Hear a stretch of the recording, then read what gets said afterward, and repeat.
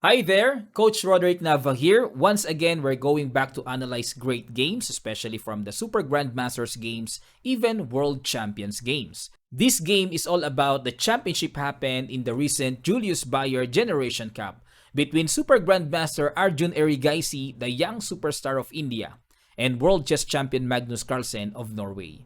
In finals day 1, Magnus defeated Erigaisi. So in this situation, finals day 2, Arjun Erigaisi has to come back himself at least 2.5 points to go through on the tiebreaker games. Otherwise, if Magnus managed to get at least 2 points, then Magnus will become the champion. So that is the very hard side of Arjun Erigaisi.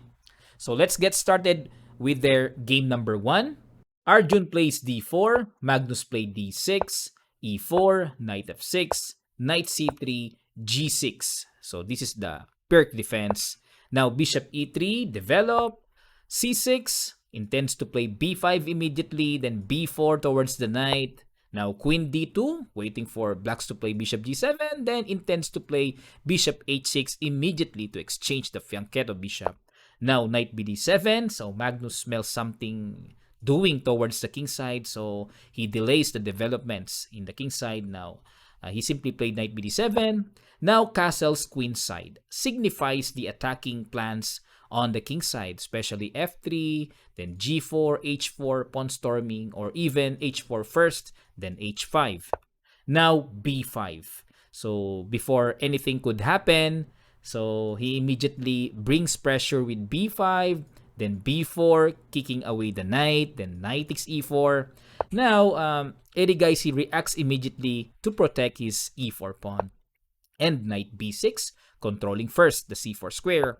And h4, white intends to play something like h5 sacrifice.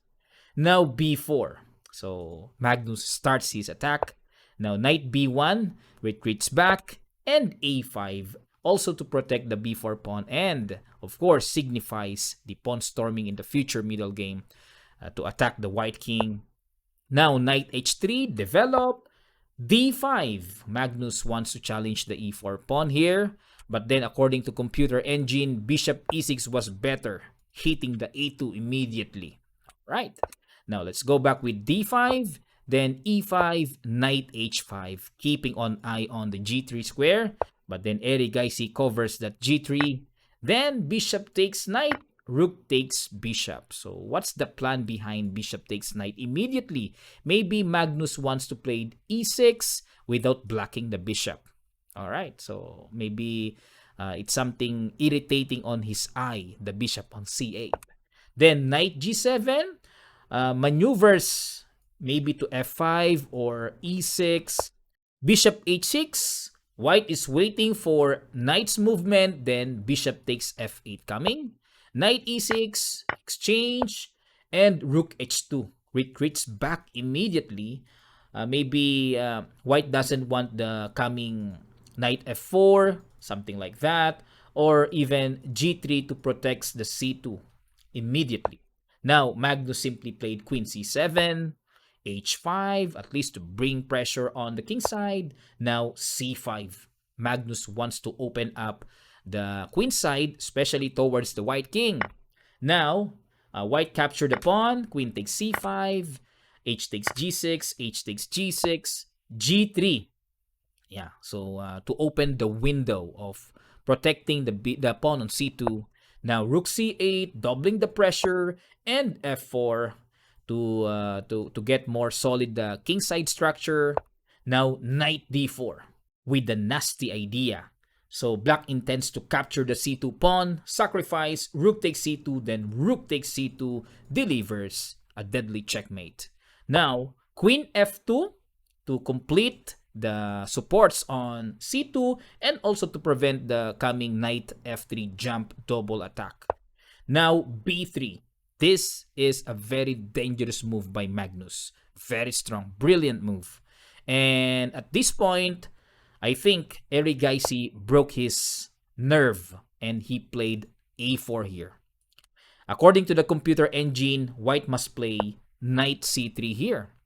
So what's the continuation? Knight takes c2, queen takes queen, rook takes queen, then a takes b3 first, so hanging the knight. So knight e3, then bishop b5 check, king d8, then rook d4, knight f5, rook d3, then to followed with g4, kicking the knight. And for example, e6, g4, knight e7, and of course to move away from the strong pressure along the c file with king b1. So at this point, the evaluation bar states equal. All right, so it's only equal. Very good for white. Okay, so let's go back with Erigaisi has done with after b3, a4, then yeah, look at the evaluation bar. Brings decisive advantage favorable for black. Now, queen takes c2, queen takes c2, knight takes c2, bishop b5 check, king d8, knight c3, hitting the pawn on d5.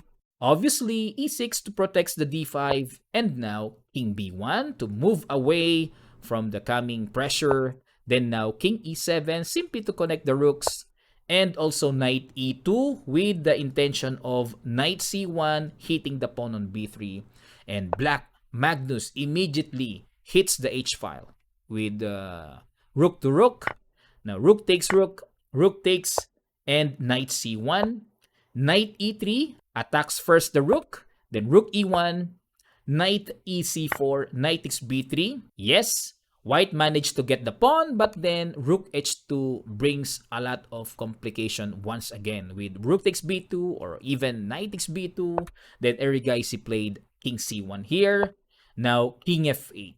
Magnus relaxed himself with king f8, then maybe he wants to play king g7, then break g5, king g6, something like that. So the pawn on b2 anytime could capture with knight takes or even rook takes.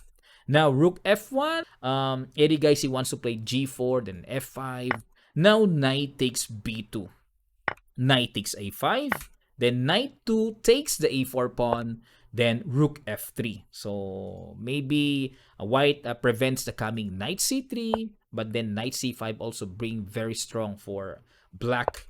Now rook c3, rook a2, very nice move by Magnus. Counter attack on the knight on a5. Now knight c6, because if rook takes knight, then simply rook takes knight, and the white's pieces becomes sugzwang. So light squared bishop is not able to move because of rook takes, and also the rook cannot move because of the hanging bishop on b5. So rook c8 is not possible because of the knight. Totally losing for white. So let's go back. That's why white forced to play knight c6 and knight e4. Rook b3, rook g2, attacking the very weak g3 pawn. Now bishop a6 to kick some attack on the knight, but then simply knight a4. So rook b8 check, king g7, knight e7 to bring rook g8 check, but then it's not dangerous enough. Knight a c5. This is a very dangerous move. And here rook g8 check, king h7. And desperately, Erigaisi decided to play rook f8 here to hit the f7 pawn to give up his light squared bishop. Why? Because if Erigaisi played bishop b5 here, then black could simply plays knight c3 here, hitting the bishop. And like for example, bishop c6, then knight b3, a nasty checkmate. Alright? Or even knight d3, checkmate. Machas in my native language.